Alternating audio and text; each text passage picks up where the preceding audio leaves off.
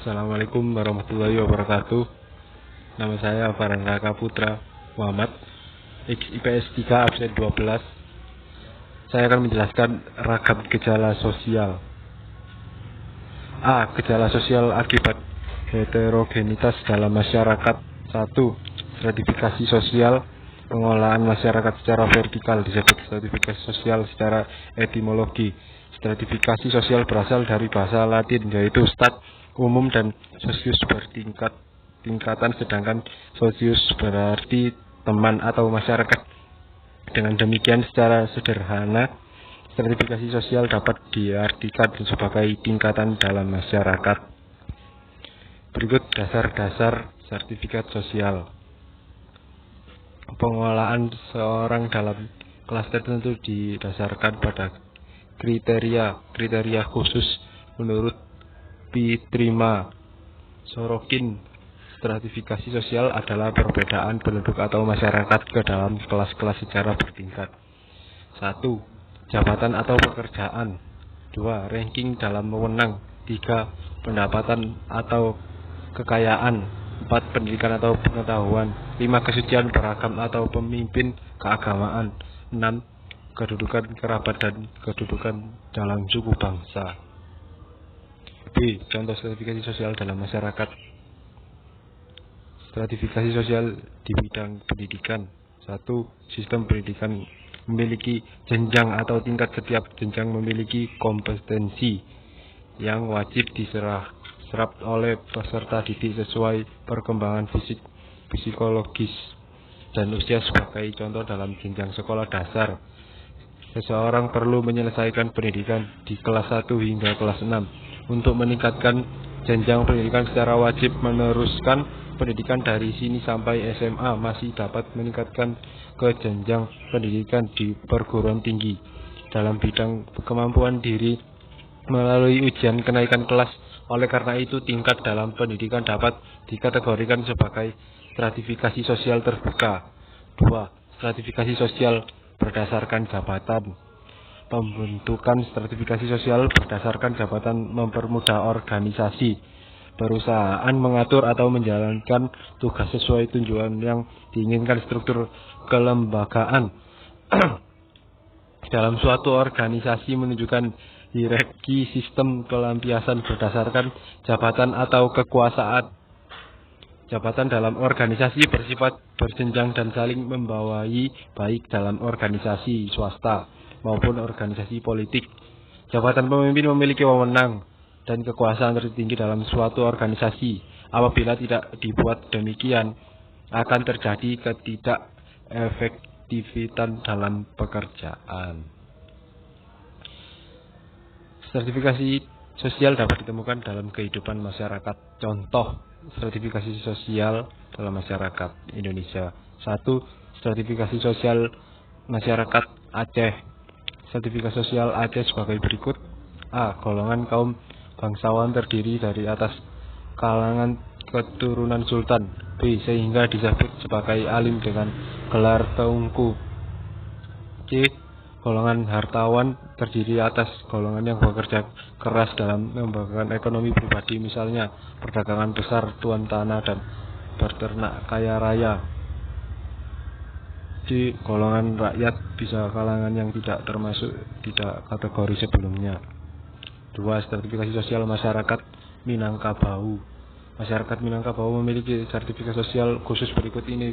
Berikut sertifikasi sosial masyarakat Minangkabau. A. Golongan ini mama adalah sebuah mama rumah yang bergelar datuk dan bertugas sebagai penghulu.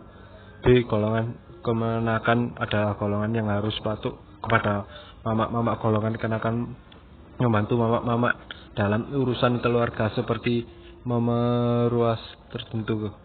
3. Stratifikasi sosial masyarakat Hindu di Bali. Masyarakat Hindu di Bali menerapkan sistem sertifikasi untuk menggolongkan status anggota masyarakatnya. A. Kasta Brahmana menjadi kasta tertinggi dalam sistem kasta masyarakat Hindu di Bali. Tingkat ini mencakup orang yang ahli di bidang agama atau pemuka agama Hindu. B. Kasta Kesatria menjadi baterai, menjadi abdi kerajaan seperti berat senopati dan prajurit serta orang-orang yang menjadi ada negara. C. Kasta Waisya. Kasta Waisya mencangkup orang-orang yang terlibat dalam industri perdagangan. Intinya mereka yang masuk kasat ini adalah orang-orang yang berperan penting sebagai penggerak ekonomi. D. Kasta Saudra. Kata Saudra mencangkup orang-orang tidak memiliki gelar fungsi utama. Keberadaan golongan sudra adalah melayani tiga kata yang berada di atasnya. 4. Stratifikasi sosial masyarakat Sunda. Masyarakat Sunda dikelompokkan menjadi dua golongan, yaitu Mana dan Caca atau Soma. A. Golongan Mana merupakan keturunan Raden dan golongan karena memiliki kedudukan seperti pegawai negeri atau kebangsaan.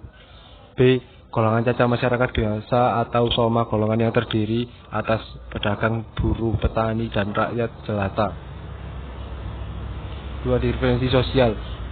Diferensiasi sosial dapat diartikan sebagai upaya pengelompokan masyarakat secara horizontal. Pengelompokan berdasarkan agama yang dianut. Agama merupakan sistem kepercayaan yang menjadi pedoman hidup setiap manusia di dunia. Menurut Emil Durkheim, agama adalah suatu sistem terpadu yang terdiri atas kepercayaan dan praktik yang berhubungan dengan hal suci. Setiap agama perbedaan berdasarkan dalam aspek berikut. 1. Konsep keimanan. 2. Sistem peribadatan dan upacara keagamaan. 3. Hukum-hukum yang berlaku dalam kehidupan. 4. Kitab suci yang menjadi sumber ajaran agama. 5. Pengelompokan tersebut tidak menjadikan salah satu golongan lebih baik daripada golongan yang lain. B. Pengelompokan berdasarkan suku bangsa atau etnik.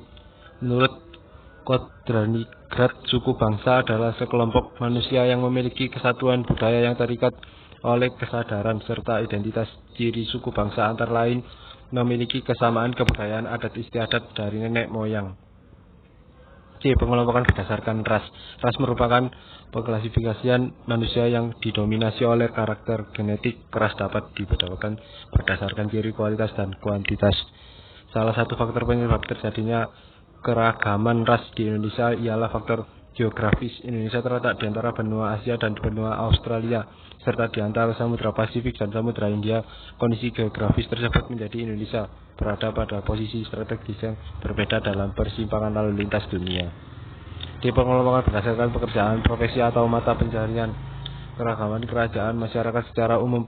Pekerjaan dibedakan menjadi dua jenis, yaitu mata pencarian dan profesi. Mata pencarian merupakan jenis pekerjaan yang berhubungan dengan aktivitas dalam manfaatkan sumber daya alam. Adapun proses merupakan pekerjaan berhubungan dengan aktivitas yang mengandalkan kemampuan seorang dalam bentuk soft skill atau ide dan keterampilan. Pengelompokan berdasarkan pekerjaan memudah penggolongan jenis pekerjaan masyarakat. Masyarakat sering menggunakan patokan pekerjaan tentu guna menentukan kelas lebih rendah. Padahal perbedaan profesi atau mata pencarian bersifat secara antara satu mata pencarian dan mata pencarian yang lain tidak dapat dibandingkan untuk menentukan tinggi atau rendahnya suatu pekerjaan. 3. Berbagai kearifan lokal masyarakat Indonesia. Kearifan lokal dapat diartikan sebagai pengetahuan asli masyarakat yang bermanfaat untuk mengatur kehidupan manusia, baik mengatur hubungan antar manusia dalam suatu masyarakat, manusia dan alam, maupun manusia dan Tuhan. Secara umum yang terkandung dalam kearifan lokal sebagai berikut. 1. Pengetahuan. 2. Nilai lokal. 3. Hukum lokal. 4. Keterampilan lokal. 5. Kepercayaan lokal. Kearifan lokal tidak ada dimiliki oleh masyarakat tradisional.